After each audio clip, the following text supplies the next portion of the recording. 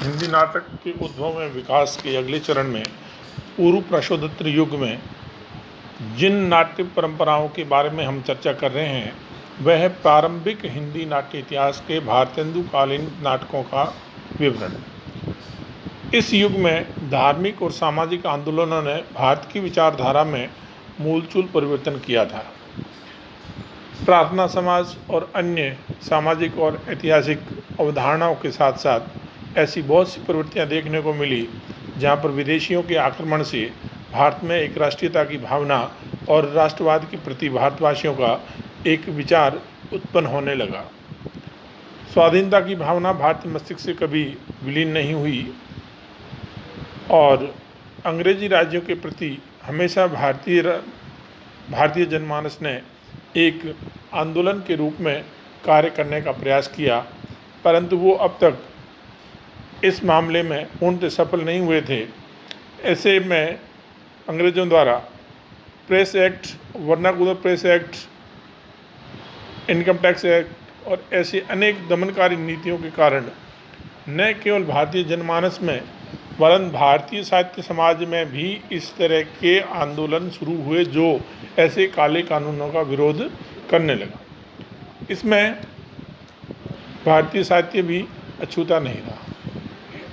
हिंदी का नाटक इस युग में अपने एक विशेष स्वरूप को लेकर के विकसित हुआ, जिसमें भारतेंदु हरिश्चंद्र के साथ साथ किशोरीलाल गोस्वामी, खड़ग बहादुर मल, प्रताप नारायण मिश्र, राधाचरण गोस्वामी आदि के नाटकों में उनकी भूमिका के द्वारा ही ये राष्ट्रवाद और राष्ट्रवादी परंपरा उन नाटकों में देखने को मिली।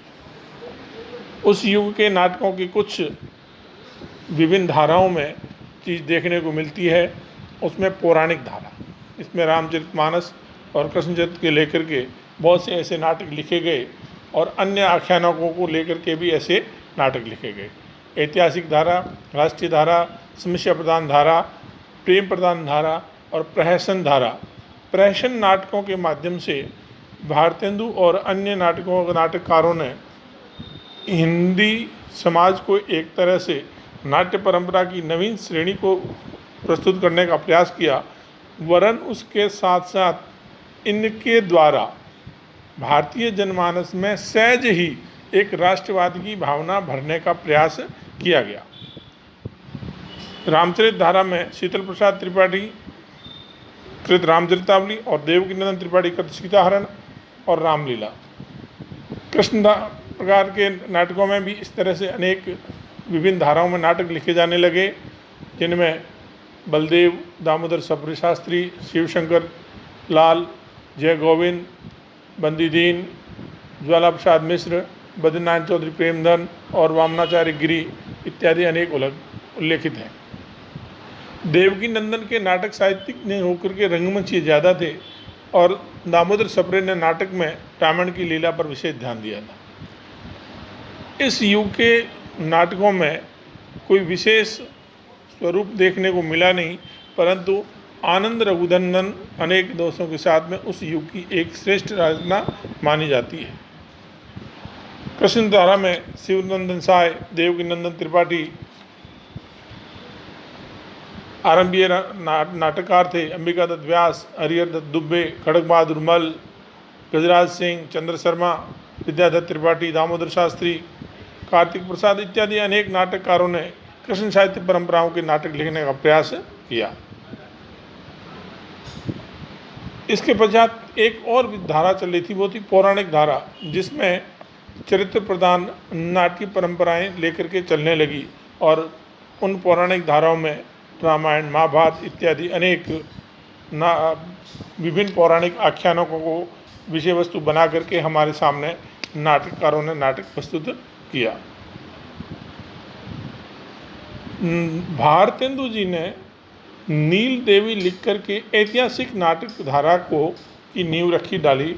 इस प्रकार ये एक ऐतिहासिक नाट्य परंपरा, जिसमें महाराणा राधाकृष्ण दास ने पद्मावती और महाराणा प्रताप, काशीनाथ खत्री ने मनोहर ऐतिहासिक रूपक, बैकुंठनाथ का श्रीहर्ष, संयोगिता समवार, गोपाल राम कृत योगिनी और श्रीनिवास दास कृत संयोगिता स्वयंवर, इस तरह से एक ऐतिहासिक नाट्य परंपरा पौराणिकता के बाद में ऐतिहासिकता का विषय वस्तु बना करके उस युग के नाटककारों ने भारतीय जनमानस में हमारी पौराणिक और ऐतिहासिक शक्ति और सौंदर्य और सामर्थ्य को सामने लाने का प्रयास किया। कादम्बिनी और हिंदी प्रदीप ऐसी ही एक आलोचनात्मक कृतियाँ थी जो जिनमें अनेकों नाटक और उनकी समीक्षाएं छपती थी।